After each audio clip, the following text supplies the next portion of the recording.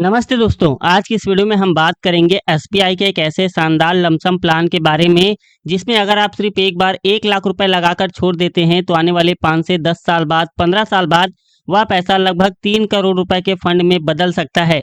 दोस्तों, यहाँ आपको सिर्फ एक बार निवेश करके उसे छोड़ देना है। जैसे आप एफडी करते हैं, सेम उसी तरह से वन टाइम इन्वेस्टमेंट करके उसे छोड़ देना है। फिर देखो कैसे वो पैसा कंपाउंडिंग के साथ धीरे-धीरे बढ़ता रहेगा और दोस्तों ये छोटा-सा निवेश भविष्य में आपकी लाइफ को भी बदल सकता है।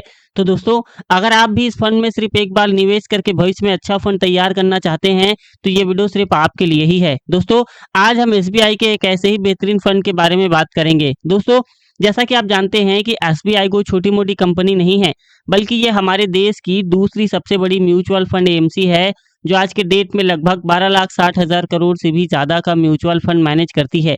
मतलब कि एसबीआई के अलग-अलग फंड्स में इतने सारे लोगों ने अपना पैसा निवेश किया है, मान सकते हो दोस्तों आधा इंडिया तो अपना भरोसा यहाँ दिखा रहा है। आइए दोस्तों हम एक नज़र उस फंड के पास्ट परफॉर्मेंस पर भी डाल लेते हैं।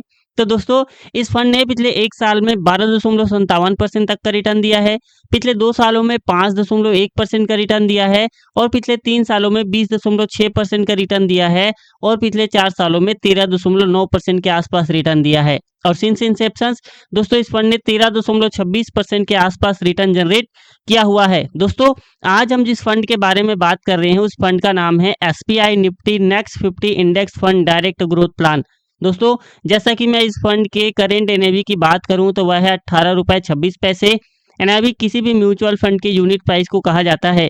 और दोस्तों, इसका जो फंड साइज है वह है 1814 करोड़ का। मतलब कि सैकड़ों लोगों ने इस फंड में अपना पैसा निवेश किया हुआ है। और दोस्तों, इस फंड ने अपने बेंचमार्क को निफ्टी नेक्स्ट 50 टीआरआई के रूप में फॉलो करता है। तो यदि आप इस फंड में निवेश करना चाहते हैं, अगर आप एसआईपी के माध्यम से निवेश करना चाहते हैं, तो मिनिमम इन्वेस्टमेंट है दोस्तों 1000 रुपये। और यदि आप लमसम के माध्यम से निवेश करना चाहते हैं, तो मिनिमम इन्वेस्टमेंट है 5000 रुपये। मैक्सिमम इन्वेस्टमेंट की दोस्तों यहाँ पर कोई लिमिट नहीं है, आप जितना चाहें उतना कर सकते हैं। लेकिन ध्यान रहे दोस्तों, रिस्कोमीटर के अकॉर्डिंग यह mutual fund very high risk की कैटेगरी पर आता है। इसीलिए किसी भी फंड में निवेश करने से पहले एक बार खुद से अच्छे तरीके से रिसर्च करें और जरूरत पड़े तो अपने वित्तीय सलाहकार से सलाह लेकर ही निवेश करें। दोस्तों, इस फंड का एज है 4 साल 10 महीनों का, यानी कि इस फंड को 28 अप्रैल 2021 को लॉन्च किया गया था। इसलिए इसका जो ट्रैक रिकॉर्ड है वो 4 सालों का ही है। आइए दोस्तों जानते हैं कि इस फंड ने अपने पैसे को कहाँ-कहाँ निवेश किया हुआ है। दोस्तों, इस फंड ने टोटल 51 कंपनियों में अपने पैसे को निवेश किया हुआ है। आइए मैं आपको कुछ कंपनियों के नाम बता देता हूँ, जैसे कि Vedanta limited, Hindustan aeronauticals limited, TVS motor company limited, device liberties limited, Bharat petroleum corporation limited, Britannia industries limited, Cholamandalam investment and finance company limited, Varun beverages limited, Tata power company limited, Indian oil corporation of India limited. दोस्तों, इसी तरह से इस fund ने total 51 कंपनियों में निवेश किया हुआ है। दोस्तों, यह फंड हमारे देश की टॉप 50 कंपनियों में निवेश करता है। और जैसे जैसे ये कंपनियां ग्रो करती हैं, बड़ी बनती हैं, वैसे वैसे आपके पैसे की वैल्यू भी धीरे धीरे ग्रो होने लगती है। आइए दोस्तों एक नज़र हम इस फंड के होल्डिंग एनालिसिस पर डाल लेते हैं। दोस्तों, इस फंड का 100% पैसा इक्विटी पे जाता है, यानी कि इस फंड का पूरा पैसा इक्विटी पे लगा हुआ है, शेयर मार्केट पे लगा हुआ है। दोस्तों, आइए इसके इक्विटी सेक्टर एलोकेशन को देख लेते हैं।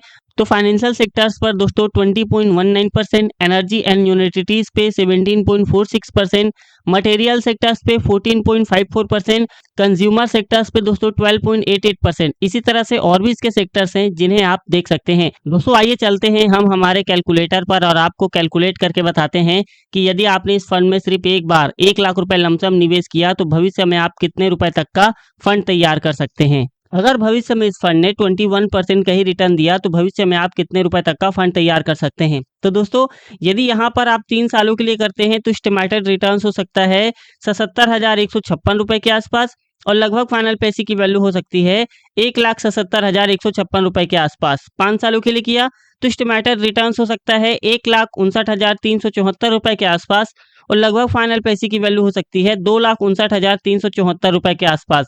7 सालों के लिए किया तो एस्टिमेटेड रिटर्न हो सकता है 2,79,750 रुपए के आसपास और लगभग फाइनल पैसे की वैल्यू हो सकती है 3,79,750 रुपए के आसपास। 10 सालों के लिए किया तो एस्टिमेटेड रिटर्न हो सकता है 5,72,750 रुपए के आसपास और लगभग फाइनल पैसे की वैल्यू हो सकती है 6,72,750 रुपए के आसपास। 20 सालों के लिए किया तो एस्टिमेटेड रिटर्न हो सकता है 44,25,926 रुपए के आसपास और लगभग फाइनल पेशी की वैल्यू हो सकती है 45,25,926 रुपए के आसपास।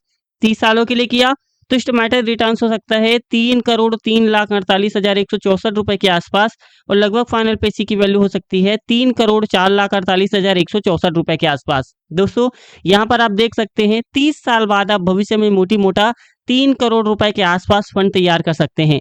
अब दोस्तों आपके मन में ये सवाल आ रहा होगा कि सर हमें हमारे मिलने वाले रिटर्न्स पर कितना टैक्स देना होगा।